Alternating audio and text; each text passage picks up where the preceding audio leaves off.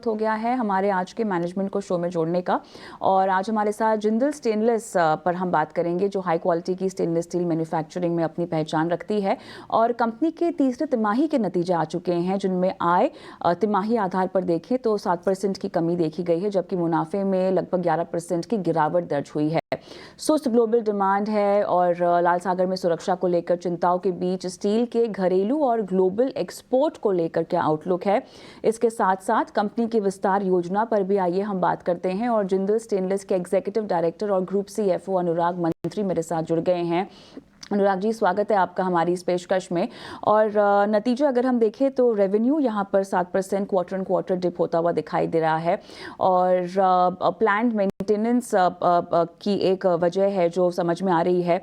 क्या ये plan maintenance अब पूरी तरह से ख़त्म हो चुकी है? वॉल्यूम सेल्स क्या चौथी तिमाही में नॉर्मल होते हुए हमें दिखाई देंगे? हाँ, ये जो था ये दिस वॉज ए मोर ये अपग्रेडेशन के लिए था। तो अब ये हमने Q3 में लिया था। Q4 में हम एक्सपेक्ट कर रहे हैं कि वॉल्यूम वापस अपने नॉर्मलाइजेशन पे आ जाएंगे। तो जो हमारा जो साल का गाइडेंस था, पूरे साल का FY24 का 20% ग्रोथ का, वो we are keeping the guidance intact of 20% growth of the volumes. Volume growth की गाइडेंस आप 20% FY24 के लिए मेंटेन रख रहे हैं, लेकिन सेल्स वॉल्यूम ग्रोथ FY25 के लिहाज से, गाइडेंस के लिहाज से आप क्या देंगे? एबिटा गाइडेंस क्या 19,000 या 21,000 प्रति टन के आसपास आप मेंटेन रख रहे हैं?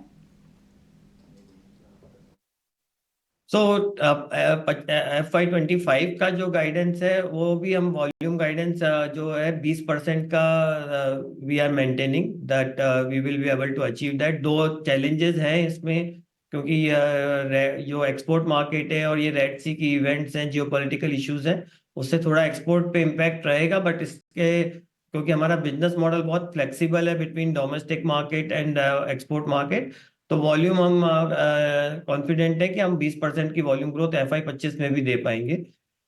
जो आपने EBITDA पर टन की बात करी, 19 से 21 का गाइडेंस था हमारा। लेकिन अभी जो क्या है कि हम एक्सपेक्ट कर रहे थे कि यूरोपियन मार्केट ओपन हो जाएंगे फॉर एक्सपोर्ट इन Q4। वो अभी उतनी विजिबिलिटी नहीं है, और ये रेड सी की इवेंट के बाद the freights and have also gone up. जो किराया भाड़ा है वो और बढ़ गया है, तो उसके चलते हमको लग रहा है कि थोड़ा सा वॉल्यूम उतना मार्जिन से एक्सपोर्ट नहीं आ पाएंगे। तो हमने जो, लेकिन फिर भी हम अपनी गाइडेंस है वो 19 से 20 के बीच में हम will be able to maintain in FY24। वो हम कर पाएंगे 19 से 20 के बीच में, जो हमारी जो हमारी गाइडेंस रेंज के बीच में ही है। अनुराग जी, ये बताइए, क्योंकि आपने रेड सी इशू का जिक्र किया है, तो अब किस तरह का इम्पैक्ट आप आने वाली तिमाहियों में आता हुआ देख रहे हैं? खासतौर से एक्सपोर्ट्स में क्या और गिरावट आएगी चौथी तिमाही को लेकर? डोमेस्टिक सेल्स जो है, क्या इस गिरावट की भरपाई कर पाएंगे? हाँ, तो अगर आपने देखा होगा, हमने लास्ट टाइम बोला था कि एक्सपोर्ट करीबन 15% रहेंगे हमारे मिक्स के इन FY24। वो अभी नहीं दिख रहा है, क्योंकि मार्केट में जो ये रेड सी का इशू चल रहा है, सी फ्रेट्स बढ़ गए हैं, 3 से 4 टाइम्स का इम्पैक्ट है, इंक्रीज है सी फ्रेट्स में।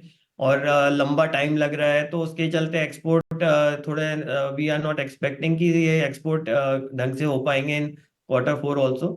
तो एक्सपोर्ट जो 15% हम टारगेट कर रहे थे, वो अब 10 से 12% के बीच ही हो पाएंगे।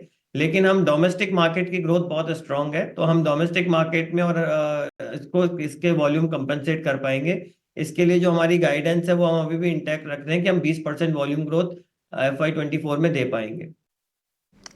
अनुराग जी, डिमांड के लिहाज से डोमेस्टिक डिमांड का स्टेटस क्या है? सेक्टर वाइज अगर हमें समझना हो तो किस तरह से डिमांड सेंटिमेंट जो है, ऑटोमोबाइल हो गया, इंफ्रा हो गया, रेलवे हो गया, क्रॉस सेक्टर्स तब्दीली आ रही है, सुधार के लिए आ रही है शायद?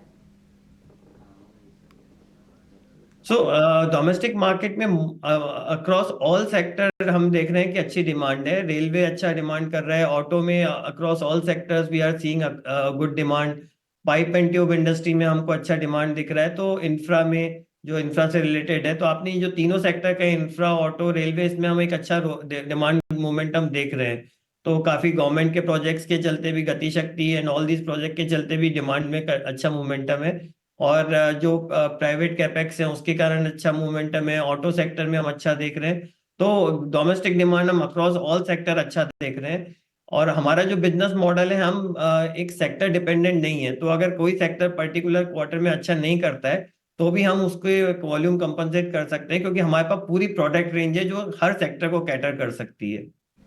अनुराग, ये बताएं अब, क्योंकि बजट भी आने को ही है और जिस तरह से इम्पोजिशन ऑफ सीवीडी और स्टेनलेस स्टील्स की हम देख रहे हैं, इसको लेकर आपका क्या व्यू बनता है? क्या आप होपफुल हैं? किस तरह से आप की उम्मीदें बढ़ रही हैं यहाँ पर?